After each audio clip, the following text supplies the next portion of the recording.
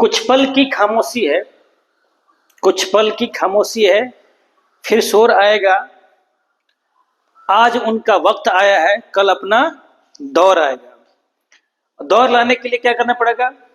परिश्रम करना पड़ेगा, संघर्ष करना पड़ेगा, खुद को इस तरह का बनाना पड़ेगा जिससे कि खुदा भी पूछे कि क्या रजा है। कहते हैं ना, किसी शायर ने कहा है कि खुद ही को कर बुलंद इतना, खुदा बंदे से पूछे बोल तेरी रजा क्या है, व्हाट डू यू वांट। उसके लिए अपने आप को उस लायक बनाना पड़ेगा। चलिए, लेक्चर के इस सीरीज में हम लोग अब स्टडी करेंगे लेंस पर आधारित आंकिक प्रश्न। ये क्वेश्चंस एनसीईआरटी न्यूमेरिकल से भी लिए गए हैं, एनसीईआरटी से लिए गए हैं, कुछ बाहर से भी लिए गए हैं, बोर्ड से रिलेटेड है। हमने कहा था कि न्यूमेरिकल फिजिक्स की जान होती है, न्यूमेरिकल्स पर पकड़ जिसका बन गया उसका सक्सेस रेशियो बढ़ जाता है। लेकिन बढ़ेगा कैसे? इसके लिए बेसिक ज्ञान कि जिस चैप्टर को पढ़ा, जिस टॉपिक पर न्यूमेरिकल कर रहा है उसके फॉर्मूला आपको कंठस्थ होना चाहिए, जानना चाहिए। दूसरा कि किस क्वेश्चन में क्या क्या टर्म दिए गए हैं, अगर ये मालूम हो जाए क्या फाइंड करना है, ये मालूम हो जाए तो कोई दिक्कत नहीं होती। तो चलिए स्टार्ट करते हैं, पहला क्वेश्चन सॉल्व करते हैं, देखते हैं, फर्स्ट क्वेश्चन की तरफ चलते हैं, पढ़ेंगे और आसानी से सॉल्व करेंगे। एक अवतल लेंस की फोकस दूरी 15 सेंटीमीटर है, दिया गया है f इक्वल टू -15 सेंटीमीटर। अवतल लेंस है, हमने माइनस क्यों लिखा? क्योंकि अवतल लेंस की फोकस दूरी क्या होती है? लेफ्ट साइड होती है, तो क्या होती है? नेगेटिव होती है। क्या होती है?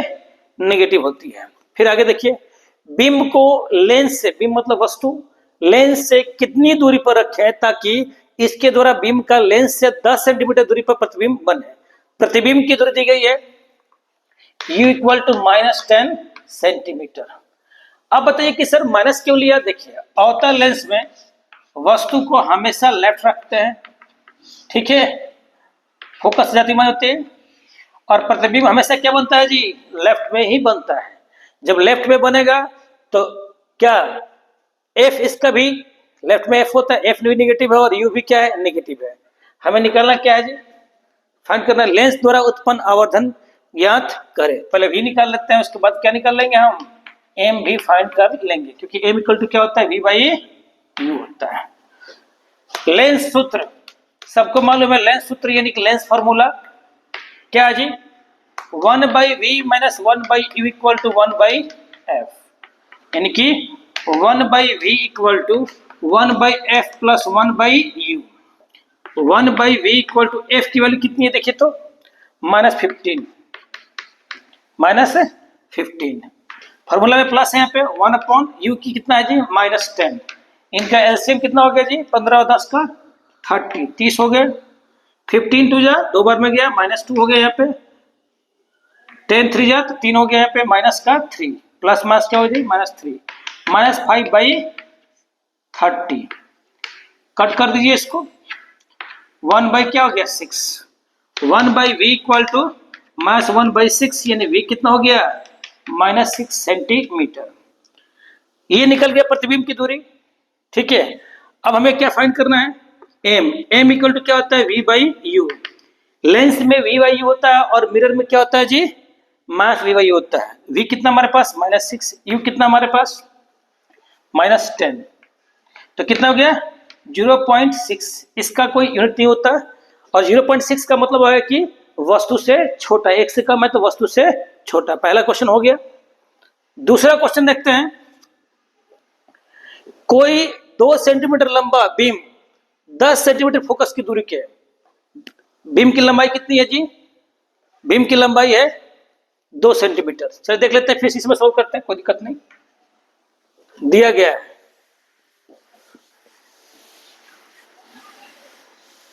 दिया गया है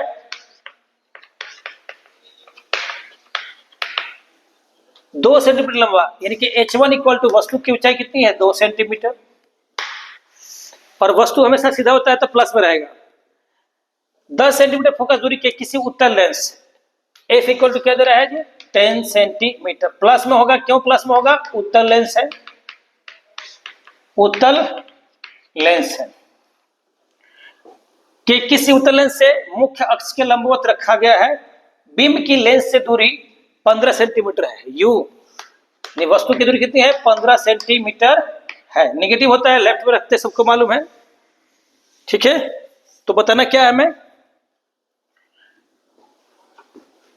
बीम प्रतिबिंब की प्रकृति, स्थिति, साइज और आवर्धन, चार चीजें निकालनी है। प्रतिबिंब की प्रकृति, स्थिति, साइज और आवर्धन फाइंड करना है। चलिए देखते हैं। आपको V निकालना है, M भी निकालना है, H2 भी निकालना है, ये सब निकालना है। लेंस सूत्र से, लेंस फॉर्मूला, लेंस सूत्र से 1/v minus 1/u equal to क्या होता है? 1/f। तो इसको क्या हम करते हैं? इधर ले आते हैं, तो ये क्या हो जाएगा? 1/f plus 1/u। f कितना हमारे पास है? 10 प्लस u कितना हमारे पास है जी? -15। एलसीएम निकाल दीजिए, कितना हुआ? 15 और 10 का एलसीएम अभी से देखा था 30। 10 3 जा और 15 2 जा, प्लस माइनस क्या हो गया जी? -1/30। 1/v equal to 1/30। तो क्रॉस मल्टीप्लिकेशन कर दीजिए, v कितना आ गया आपका? 30 cm। प्लस आ रहा है, प्लस का मतलब क्या होता है जी? उत्तल लेंस में सबको मालूम है कि वस्तु इधर होता है, प्रतिबिंब इधर बन रहा है, राइट बन रहा है, उल्टा बनेगा। और प्लस तो बन रहा है, इसका मतलब क्या? वस्तु की दूरी कितनी हो गई? 30 सेंटीमीटर। किससे? लेंस से। और प्रकृति पूछ रहा है, प्रकृति का मतलब क्या हो गया जी? वास्तविक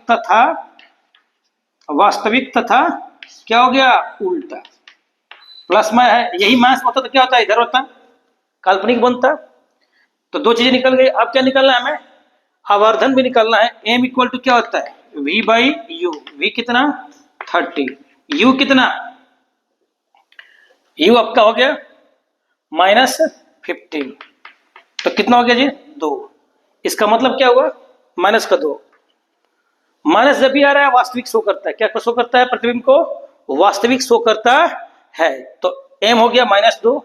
अब निकलना है हाइट, h2/h1 इक्वल टू क्या हो गया? -2।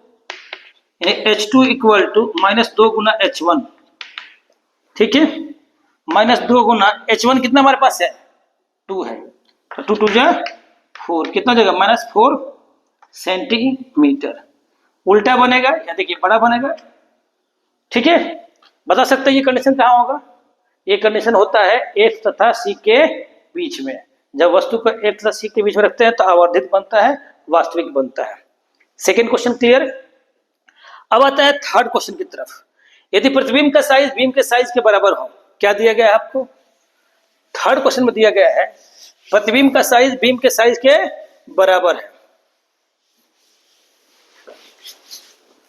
थर्ड क्वेश्चन में दिया गया है h2 बराबर h1 दिया गया है इन मैग्नीट्यूड।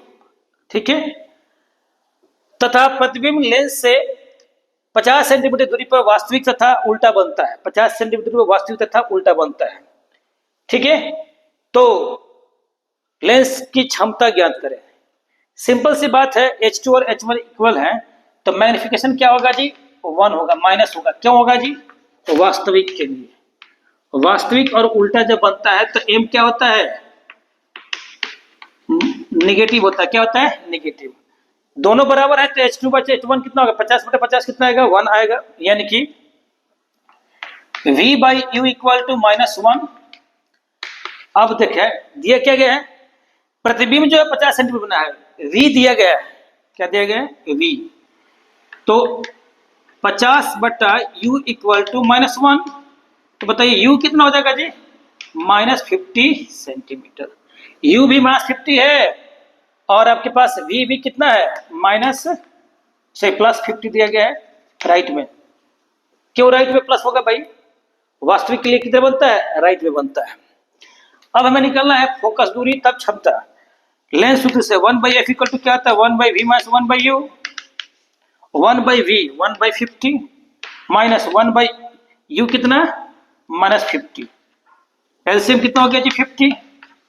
1 मास क्या होगा जी? Plus 1/1 plus 1 2/50। तो 1/f इक्वल टू हो गया 2/50 यानी कि 1/25। कट कर दीजिए इसको। चलिए तो एफ कितना हो गया जी 25 सेंटीमीटर। मीटर में कितना हो जाएगा 25/100 मीटर, यानी कि 1/4 मीटर। ये हो गया आपका फोकस दूरी। हमें निकालना क्या है जी लेंस की क्षमता। क्या निकालना है लेंस की क्षमता। क्षमता जो होती है P इक्वल टू लेंस की क्षमता। P इक्वल टू क्या होता है बेटा 1/f। तो 1/f क्या होगा जी 1/f की वैल्यू 1/4 है, तो क्या हो गया 4 चला गया ऊपर 4 डायोप्टर। ये प्लस होगा, क्यों प्लस होगा भाई f प्लस है तो P भी क्या आएगा प्लस में ही आएगा। चलिए थर्ड क्वेश्चन हो गया, फर्स्ट हो गया, सेकंड हो गया, थर्ड हो गया। अब आते हैं फोर्थ क्वेश्चन पे। ठीक है, फोर्थ क्वेश्चन क्या है कि यदि किसी उत्तर लेंस का ठीक है आधा भाग काला कर दें तो क्या यह प्रतिबिंब बना पाएगा। जी बिल्कुल बना पाएगा। फोर्थ क्वेश्चन देखते हैं बना पाएगा कि क्या बना पाएगा। देखिए ये कह रहा है कि इसको आधा भाग क्या किया गया काले पेपर से ढक दिया गया। ये आपका हो गया वस्तु, ठीक है, मान लीजिए O है, ये F डैश हो गया, ये आपका C हो गया, C1 हो गया। मान लीजिए वस्तु को यहाँ रखते हैं, ये आपका F है। एक रे जाएगी पास करेगी यहाँ से C2, और एक कहां से जाएगी जी O से। देखिए ये आपका C2 है और ये क्या है F है। रे डायग्राम पूरा हुआ। जी हाँ रे डायग्राम पूरा हुआ। तो क्वेश्चन ये पूछ रहा है इससे अंतर पड़ा नहीं पड़ा। क्वेश्चन पूछ रहा है क्या लेंस का पूरा प्रतिबिंब बनेगा। लेंस का क्या यह लेंस किसी बीम का पूरा प्रतिबिंब बनाएगा। जी यस बनेगा। हाँ लेकिन प्रतिबिंब की तीव्रता आधी हो जाएगी।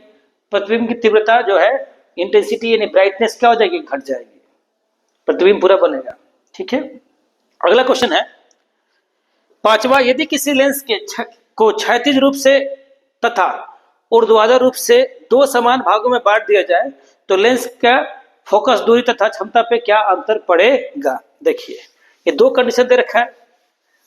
पहला कंडीशन है पांचवा का क्वेश्चन का कि एक लेंस है, मान लीजिए इसकी फोकस दूरी क्या है f है, और ये यहां से कर दिया गया क्षैतिज रूप से कर दीजिए दो भाग में। अब आपका लेंस मिलेगा इस तरह से, एक ये हो गया और एक ये हो गया। अब इसकी फोकस दूरी क्या हो गई जी f/2 हो जाएगी। नहीं इसमें फोकस दूरी f ही रहेगा। क्यों रहेगा रेडियस ऑफ कर्वेचर R1 और R2 चेंज नहीं हुआ है तो फोकस दूरी पे कोई अंतर नहीं पड़ेगा। इसका फोकस उतना ही रहेगा। हाँ ब्राइटनेस कम होगी, इंटेंसिटी कम होगी, लेकिन फोकस उतना ही रहेगा और पावर भी उतना ही रहेगा। F नो चेंज और P नो चेंज। इसमें ना F चेंज होगा ना P चेंज होगा। हाँ ब्राइटनेस चेंज हो जाएगी, इंटेंसिटी चेंज हो जाएगी, आधी हो जाएगी। चलिए नेक्स्ट, अगर कहते कि ऊर्ध्वाधर रूप से ऐसे कट कर दे, इसका F है फोकस दूरी, तो अब आपको मिलेगा एक प्लेनो कॉन्वेक्स, दो मिल गए। अब इस केस में फोकस दूरी क्या हो जाएगी डबल हो जाती है। क्या हो जाती है डबल हो जाती है। ये एक प्लेन हो गया और ये क्या हो गया कॉन्वेक्स, आधा नहीं होगा डबल हो जाता है। पावर क्या हो गया जी F double P half. P half क्यों हो गया जी P इक्वल टू क्या होता है 1/f, तो पावर क्या हो जाएगा हाफ और F क्या हो जाएगा डबल। चलिए नेक्स्ट क्वेश्चन करते हैं। क्वेश्चन नंबर 6 में दो चीजें दी गई है।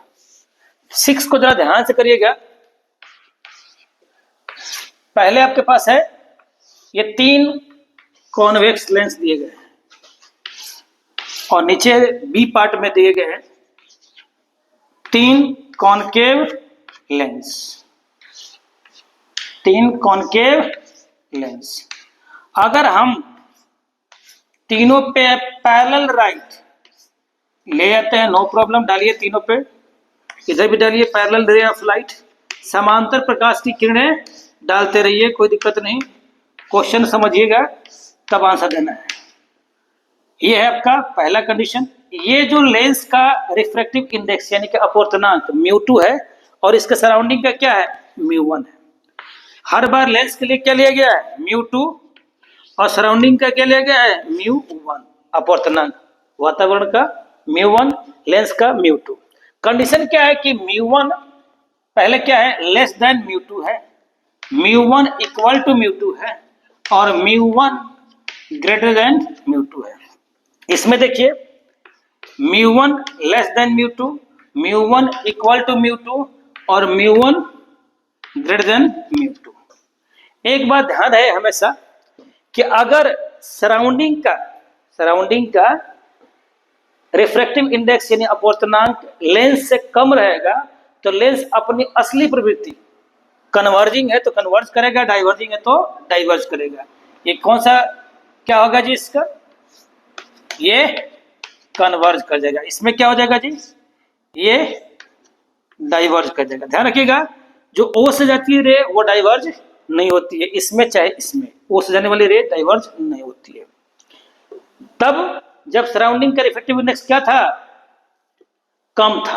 अब क्या होगा, दोनों बराबर कर दिया, दोनों क्या कर दिया बराबर कर दिया। तब क्या होगा जी, तब हो जाएगा ये ग्लास प्लेट की तरफ बिहेव करेगा, रेज क्या हो जाएगी इसमें से पैरेलल आई है तो पैरेलल ही पास कर जाएगी।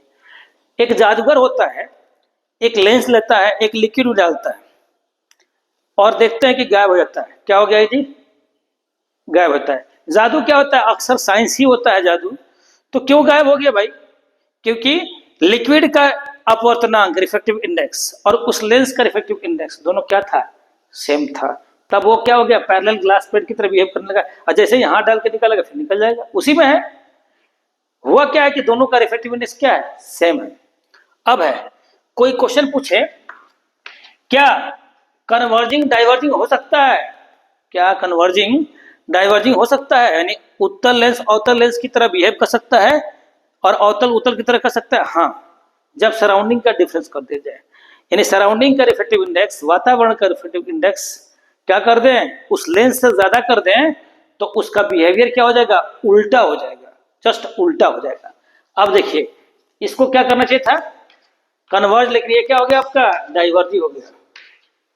इसको क्या करना चाहिए था, डाइवर्ज, तो ये क्या कर देगा आपका कन्वर्ज कर जाएगा। मतलब अब इस ये क्या हो जाएगा, अपसाइड हो जाए, ये क्या हो जाएगा अभिसाइड हो जाएगा। ये कंडीशन कब अप्लाई है भाई, क्या हो सकता है जी, हो सकता है। कंडीशन क्या है, कंडीशन ये है कि लेंस से ज्यादा होना चाहिए क्या, सराउंडिंग का रिफ्रैक्टिव इंडेक्स। ठीक है, थैंक यू फॉर वॉचिंग। और अपने विचार जो भी है, आइडियाज जो भी है, अपना मेरे इस YouTube चैनल पे अपना राय व्यक्त करते रहें और अपनी बातें रखते रहें। ठीक है, हर वक्त देखिए क्लास 10th के लेवल पे जो आपके ये वीडियोस थे वो कवर हो गया, चैप्टर 1 पहला पूरा हो गया, सीरीज का वीडियो कंप्लीट हो गया। नेक्स्ट लेक्चर में हम लोग स्टार्ट करेंगे नेक्स्ट चैप्टर।